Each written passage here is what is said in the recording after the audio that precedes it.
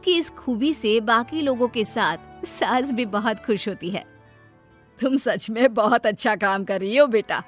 बस ध्यान रखना बच्चे आधे रास्ते में कहीं भटक ना जाए। भटकने से मेरा मतलब सिर्फ गलत काम करना नहीं है। कोई घर की जरूरत के लिए नौकरी करने लगे या किसी के घर वाले उसकी शादी करा दे, ये भी तो मंजिल से भटकना ही होता है ना। वाओ मम्मी, मुझे नहीं पता था कि आप पढ़ाई को लेकर इतनी पर्टिकुलर हो। पर फिक्र मत कीजिए, इनके साथ ऐसा कुछ नहीं होगा।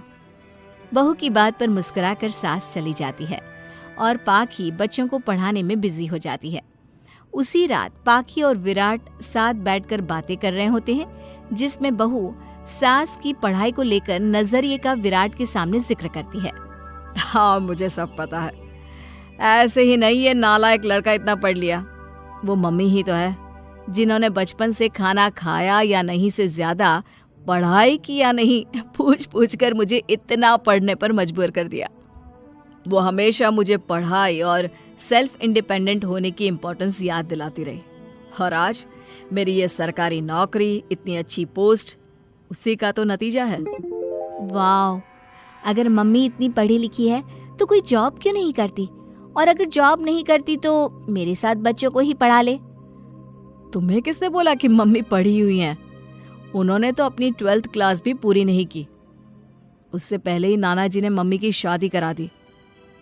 शायद इसलिए पढ़ाई और अपने पैरों पर खड़े होने को लेकर उनकी सोच ऐसी है, क्योंकि वो खुद ये सब करना चाहती हो। पत्नी की बात सुन के विराट भी सोच में पड़ जाता है। दोनों मिलकर प्लान बनाते हैं और अगले दिन बच्चों को पढ़ाते हुए पाखी उनके पास एक कुर्सी एक्स्ट्रा लगा देती है।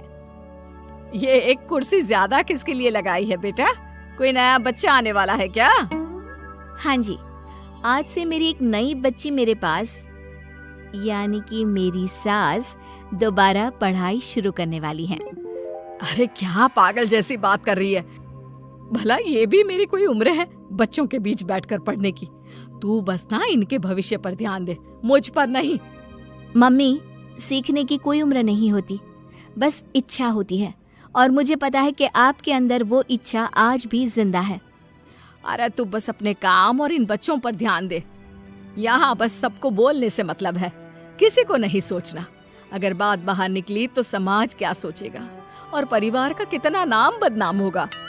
मम्मी, आपने पापा और इस परिवार के बारे में बहुत सोच लिया। सबकी खुशियों के लिए अपने सपने बहुत कुर्बान कर दिए। अब ये वक्त अपने पर ध्यान देने का है। और जिस समाज की आप बात कर रही हो ना, उसकी तो आदत है हर कामयाब होते इंसान पर पत्थर मारने की। बेटी को भी बहू का साथ देते देख सास गुस्से में अपना सर पकड़कर बड़बड़ाते हुए वहां से चली जाती है। ये स्टूडेंट थोड़ी जिद्दी है, पर इन्हें मैंने 12th क्लास पास नहीं कराई तो मैं भी अपनी सास की बहू नहीं। ये देखने में तो मजा ही आ जाएगा। इसी के साथ पति पत्नी मिलकर सास को पढ़ाने के मिशन पर लग जाते हैं, लेकिन सास उनकी हर कोशिश को नाकाम कर देती है। एक शाम विराट अपनी मम्मी के लिए 12th क्लास की बुक्स लेकर आता है, जिन्हें देखकर इस बार सास का गुस्सा उन दोनों पर मानो फूट ही पड़ता है। अरे तुम दोनों का दिमाग खराब हो गया है क्या, जो ये बेवजह की जिद पकड़े बैठ गए हो? मैंने एक बार बोल दिया ना, मुझे कोई पढ़ाई नहीं करनी। इसके बाद मेरी पढ़ाई को लेकर मुझे घर में कोई जिक्र नहीं चाहिए। पोता पोती पकड़ने की उम्र में किताबें पकड़ूंगी तो अच्छी लगूंगी क्या?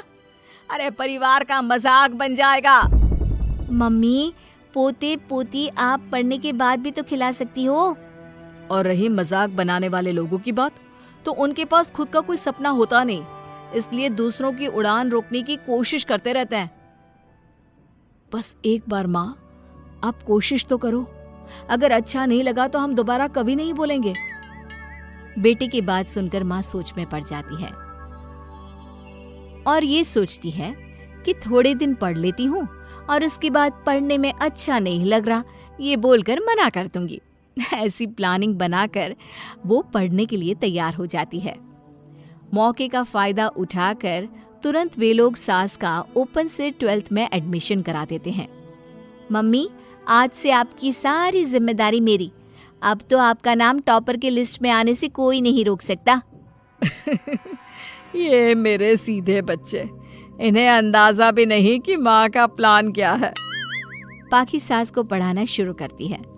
दिन बीतते हैं जिसमें धीरे धीरे सास भी कंफर्टेबल होने लगती है। लेकिन फिर पाखी एक सब्जेक्ट पढ़ने के लिए ट्यूशन जाने का सजेशन देती है, जिस पर बहुत गुस्सा, ड्रामा करने और पाखी के लाख बार मनाने के बाद एक बार फिर सास तैयार हो जाती है। थैंक यू मम्मी, आपको नहीं पता कि आपका 12th क्लास पढ़ना हम दोनों के लिए कितना ज़रूरी है। अब ये सिर्फ आपका नहीं, हमारा सपना भी बन गया है। बहू की बात सुनकर सास अपने प्लान को लेकर सोच में पड़ जाती है। अगले दिन पाखी सास के साथ उन्हें ट्यूशन छोड़ने जा रही होती है, जहाँ रास्ते में पड़ोस की कुछ औरतें बैठी मिलती हैं। अरे वाह विराट की मम्मी, तुम्हारा इस उम्र में पढ़ाई का कौन सा भूत जाग गया? बहू को बोलो कि पोता पोती दे दे और बच्चों के साथ खेलो। अरे क्या उनके बीच बैठकर अपनी खिल्ली उड़वाने चल पड़ी? आंटी जी, जब सरकार या भगवान ने सीखने की कोई उम्र नहीं रखी तो आपको क्या दिक्कत है? अरे देखो तो जरा, बहू की जुबान कैसे कैंची जैसी चल रही है। अब सास घर संभालने की जगह इन सब चीजों पर ध्यान रखेगी तो बहू के तो ये हाल होने ही है ना। देखा बहू, इसलिए बोलती थी, अरे खाली दिमाग वालों से बहस नहीं करनी चाहिए, क्योंकि वो जब भी मुंह खोलेंगे गू ही बोलेंगे। उदाहरण तो तुमने अभी देख लिया। वैसे बहन, मैं तो अपना सपना पूरा कर लूंगी, लेकिन क्या यहाँ बैठकर पंचायत करने के अलावा तुम लोगों का कोई दूसरा सपना भी है? सारी औरतें चुप हो जाती हैं और सास बहू चले जाते हैं। अब सास के अंदर पढ़ने की इच्छा जाग उठती है और वो अपना प्लान छोड़ मन लगाकर पढ़ाई करना शुरू कर देती है। देखते ही देखते 1 साल बीतता है और बोर्ड एग्जाम शुरू हो जाते हैं। मम्मी, एग्जाम के लिए जाने से पहले जल्दी से ये दही शक्कर खा लो। अरे चल पागल, ये सब बच्चों के लिए होता है।